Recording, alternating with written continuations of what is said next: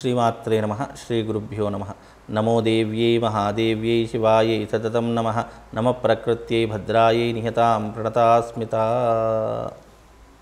చాలామంది నేను పితృదోష పరిహారం అనేటటువంటి ఒక వీడియో చేసినప్పుడు కింద చాలామంది కొన్ని కామెంట్స్ పెట్టారు, గురుగారు మాకు ఇంకా క్లియర్గా తెలియజేయండి, పితృదోషము రావడానికి గల సంకేతాలు ఏంటి, అలా వచ్చినప్పుడు జీవితంలో జరిగే విపత్తులు ఆపదలు ఏమైనా ఉంటాయా అని చెప్పి చాలామంది అడుగుతున్నారు. అయితే పితృదోషము అనేటటువంటిది వంశపారంపర్యంగా సంక్రమించేటటువంటి దోషము.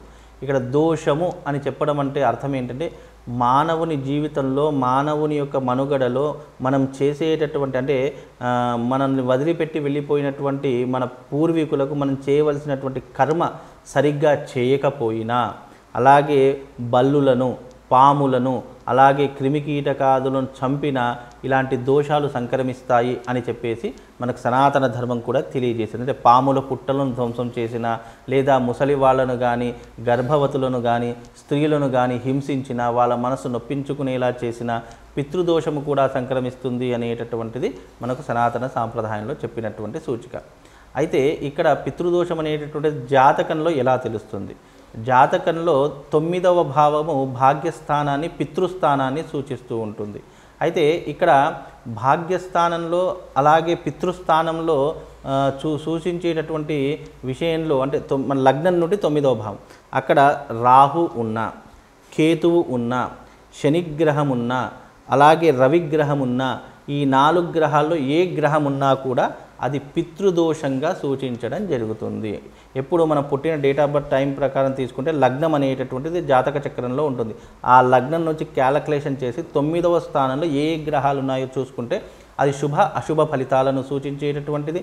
అలాగే ఆ గ్రహాలు ఉన్నటువంటి కారణం చేత అక్కడ రాహు కానీ కేతు కానీ శని కానీ రవి కానీ ఉన్నట్టయితే పితృదోషంగా పరిగణించబడుతుంది. అందుకే ఇక్కడ పితృదోషం ఉంటే గనక ఏం జరుగుతుంది అంటే ముఖ్యంగా సంతాన నష్టం జరగడము, లేదా పుట్టినటువంటి బిడ్డలు చిన్నతనంలోనే మరణించడం అనేది, అంటే ఊహ తెలియకముందే మరణించడం, లేదా కొన్ని 11-12 ఏళ్ల వరకు ఉండి మరణించడము.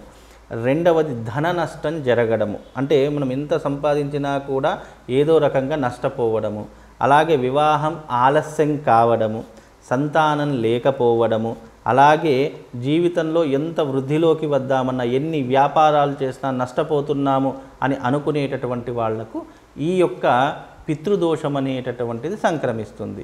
పితృదోషం వల్ల వచ్చే నష్టాలు ఈ రకంగా ఉంటాయి. మరి పితృదోషం ఎలా తెలుసుకోవాలి గురువు గారు అంటే దానికి మొట్టమొదటిది నేను చెప్పినటువంటి 5 మీ జీవితంలో ఉంటే మీ జాతకంలో పితృదోషం ఉన్నట్టే. ఇక రెండవది బ్రతికి ఉన్నటువంటి వ్యక్తిని ఎప్పుడైతే మనం విస్మరించి చనిపోయిన తర్వాత చేయవలసినటువంటి క్రతువులు కూడా చేయకుండా మనం ఎప్పుడైతే మర్చిపోతామో దాని ద్వారా కూడా మనకు అనేక రకాలైనటువంటి ఇబ్బందులు, పితృదోషాలు, పితృశాపాలు కలుగుతాయి. మనము చాలామంది అంటారు, గురుగారు మా తండ్రి గారు నేను చాలా బాగా చూసుకున్నానండి, అయినా నాకు ఈ పితృదోషం ఎలా వచ్చింది అని చెప్పి చాలామంది అడుగుతారు. మీరు ఎంత బాగా చూసుకున్నా ఇది 7 జనరేషన్ 7 తరాలకు సంబంధించినటువంటి అంశము. కేవలం మీ తండ్రి గారు మీరు మీ తండ్రి గారిని బాగా చూసుకుండవచ్చు, వాళ్ళు వాళ్ళ తండ్రి గారిని బాగా చూసుకుండవచ్చు, కానీ మీ వంశంలో 7 తరాలలో ఏ ఒక్కరూ కూడా మీ తండ్రి గారికి కానీ గతించినటువంటి వారికి కానీ సరైనటువంటి కర్మను చేయకపోయినా, శ్రాద్ధ కర్మ విధిని ఆచరించకపోయినా, వాళ్ళకు పెట్టేటటువంటి నైవేద్యాలు పెట్టకపోయినా, మనం మర్చిపోయినా, లేదా మనము తండ్రికి చేయవలసినటువంటి క్రతువులు ఏవైతే ఉన్నాయో అవి మనం చూద్దాంలే అని చెప్పేసి కొట్టేసిన మనకు పితృదోషం అనేటటువంటిది తప్పకుండా సంక్రమిస్తుంది. ఇది కేవలం పురుషులకు మాత్రమే కాదు, ఇంట్లో ఉన్నటువంటి ఆడపిల్లలకు వస్తుంది, మగపిల్లలకు వస్తుంది, లేదా పుట్టబోయేటటువంటి మరొక జాతకులకు సంక్రమించే అవకాశం ఉంటుంది. ఇలా ఏది ఏమైనప్పటికీ కూడా పితృదోషం అనేటటువంటిది వంశపారంపర్యంగా వచ్చేటటువంటిది.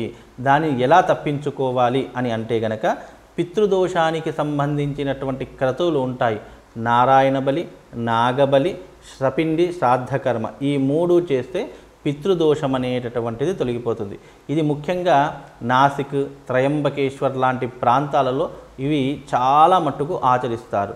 అక్కడ చాలా సామూహికంగా ఆచరిస్తూ ఉంటారు. కాబట్టి పితృదోషం ఉన్నటువంటి వాళ్ళు వీలైతే నాసిక్ త్రయంబకేశ్వరికి వెళ్ళండి. లేదు మేము సపరేట్గా చేయించుకోలేదు, అక్కడ ఒక్కొక్కరిని కూర్చోబెట్టి చేయరు, దాదాపుగా ఒక 50 మంది 20 మంది లేదా 100 మంది ఒక గ్రూప్గా చేయిస్తూ ఉంటారు. కానీ చాలామంది అక్కడికి వెళ్ళి కూడా రిజల్ట్ లేనటువంటి వాళ్ళు చాలామంది నా దగ్గరికి వచ్చి అప్రోచ్ అయ్యారు. అంటే గురుగారు నాసిక్ త్రయంబకేశ్వర్ 2-3 సార్లు వెళ్ళామండి, అయినా మాకు ఎలాంటి ప్రయోజనం లేదు అని అనుకుంటే కనుక దానికి చేయవలసినటువంటి మరొక కర్తవ్యం ఏంటంటే గోదావరి నదీ తీర ప్రవాహ ప్రాంతము దగ్గరికి వెళ్ళి ఈ యొక్క గోదావరి నదీ తీర ప్రవాహ ప్రాంతానికి వెళ్ళి అక్కడ సపరేట్గా అంటే కేవలం మీ కుటుంబ సభ్యులు మాత్రమే చేసుకోవాలి. అలా చేసుకుంటే తప్పకుండా 100% దాని యొక్క రిజల్ట్ అనేటటువంటిది వస్తుంది. అలాగే ఇక్కడ ప్రధానంగా చెప్పవలసినటువంటి విషయం ఏంటి అంటే కనుక ఇది తండ్రి ఉన్నవాళ్ళు చేసుకోకూడదు. మళ్ళీ ఇది కూడా చాలా మాట, తండ్రి ఉన్నవాళ్ళు ఎవరు చేసుకోవాలంటే తండ్రి అంటే ఇప్పుడు నేనున్నాను, నా తండ్రి ఉండగా నేను చేసుకోవడానికి అవకాశం ఉండదు. ఎవరు ఆచరించాలి? నా తండ్రి గారు పితృదోష పరిహారాన్ని చేయాలి. అలా చేస్తే ఈ పితృదోష పరిహారం అనేటటువంటి తొలగి. చాలామంది గురువుగారు నాకు తల్లిదండ్రులు ఉన్నారు, మరి నేను పితృదోష పరిహారం చేయవచ్చా అని అంటే తల్లిదండ్రులు లేనటువంటి వాళ్ళు మాత్రమే లేదా తండ్రి లేనటువంటి వాడు మాత్రమే పితృదోష పరిహారం చేయడానికి అర్హుడవుతాడు. ఇది చాలా మట్టుకు గుర్తుపెట్టుకోండి. ఇది తెలియక చాలామంది తల్లిదండ్రులు ఉన్నా కానీ పితృదోష పరిహారం ఆచరిస్తూ ఉన్నారు. జాతకంలో పితృదోష ప్రభావం అనేటటువంటి సూచితంగా చూడడానికి దానికి ఎన్నో రకాలైనటువంటి ప్రామాణిక గ్రంథాలు ఉన్నాయి. కనుక పితృదోషం కనుక మీ జాతకంలో ఉన్నా, లేదండి నాకు జాతకం తెలియదండి, నేను జాతకం రాయించుకోలేదు, మా నాన్నగారు ఎవరు కూడా రాయలేదని అంటే కనుక మీ జీవితంలో 5 సమస్యలు చెప్తాను. 5 సమస్యలు కనుక మీ జీవితంలో ఉంటే తప్పకుండా పితృదోష పరిహారం చేయించుకోండి. 1, మీకు వివాహం కాకపోయినా, వివాహమై భార్యాభర్తల మధ్య ఏదైనా ఇబ్బందులున్నా పితృదోషం ఉన్నట్టే. మీకు జీవితంలో సంతాన భాగ్యం కలగలేదు లేదా సంతానం అయ్యింది పురిటిలోనే చనిపోయాడు లేదా 11, 12, 15 ఏళ్ళ లోపు చనిపోయాడంటే పితృదోషం ఉంది అని భావన చేసుకోండి. మీ జీవితంలో డబ్బుకి సంబంధించినటువంటి వ్యవహారాలు, నేను ఉద్యోగం చేస్తున్నా లేదా వ్యాపారం చేస్తున్నా, వ్యాపారంలో నష్టమే వస్తుంది, ఎంత సంపాదించినా చివరికి 0 అయిపోతున్నాను అని అన్నవాళ్ళు ఈ యొక్క పితృదోష పరిహారం చేయించుకోండి. అలాగే మీకు జీవితంలో ఏవైతే ఆర్థికపరమైనటువంటి లావాదేవీల విషయంలో అప్పుల బాధలు ఉన్నాయి, అప్పులు అస్సలు తీరిపోవడం లేదు, జీవితంలో ఎంత సంపాదించినా వడ్డీలకి మాత్రమే పోతుంది తప్ప అసలు తీర్చుకోలేకపోతున్నాను అని అనుకుంటే ఈ యొక్క పితృదోష పరిహారం చేయించుకోండి. అలాగే మీకు జీవితంలో వివాహం కావాలన్నా, సంతానం కావాలన్నా, మీకు ఆరోగ్య సమస్యలు లేకుండా ఉండాలన్నా పితృదోష పరిహారం చేయించుకోండి. ఇలా చేయించుకుంటే ఈ రకాలైనటువంటి దోషాలు ఎవరి జీవితంలోనైనా ఉంటే తప్పకుండా పితృదోష పరిహారం చేయించుకోండి. దాని ద్వారా మీకు శుభము లాభము రెండూ కూడా కలుగుతాయి. కనుక పితృదోషం అనేటటువంటిది వంశపారంపర్యంగా సంక్రమించేటటువంటిది కాబట్టి చాలా జాగ్రత్తగా ఉన్నది. తెలియలేదు, మాకు తెలియదండి అని అంటే జ్యోతిష్కుడి దగ్గరికి వెళ్ళండి, అక్కడ సంప్రదించి మా జీవితంలో ఇలా కష్టాలు నష్టాలు ఉన్నాయండి, ఎలా చేయాలి అని మీరు ఒక జ్యోతిష్కుడి దగ్గరికి వెళ్తే అతను సలహాలు సూచనలు ఇస్తాడు. ఆ సలహాలు సూచనలు పాటించండి. ముఖ్యంగా మీకు పితృదోషము, నాగదోషము, నరదృష్టి ఉన్నట్టయితే ఇలాంటి వెండి లాకెట్ ఒకటి ఉంటుంది, వెండికి సంబంధించినటువంటిది. ఈ యొక్క లాకెట్ని కూడా ధరించుకోండి. దీని ద్వారా మీకు ప్రొటెక్షన్ కలుగుతుంది. నేను చేసుకోలేను, నాకు వీలు కాదు అని అనుకున్నా కానీ ఇది ధరించుకోండి. ఒకవేళ చేసినట్టయితే తప్పకుండా ఈ యొక్క లాకెట్ మీ మెడలో ఉండాలి. ఇది నరదృష్టిని, నెగిటివ్ ఎనర్జీని మీ దగ్గరికి రాకుండా చేస్తుంది. ఇది మంత్రించి పూజ చేసి మీకు ఇవ్వడం జరుగుతుంది. కనుక పితృదోషాలు ఉన్నటువంటి వారు ఈ యొక్క లాకెట్ని ధరించుకోండి. అంతా శుభము లాభం చేకూరుతుంది. శ్రీమాత్రే నమః. శ్రీ గురుభ్యో.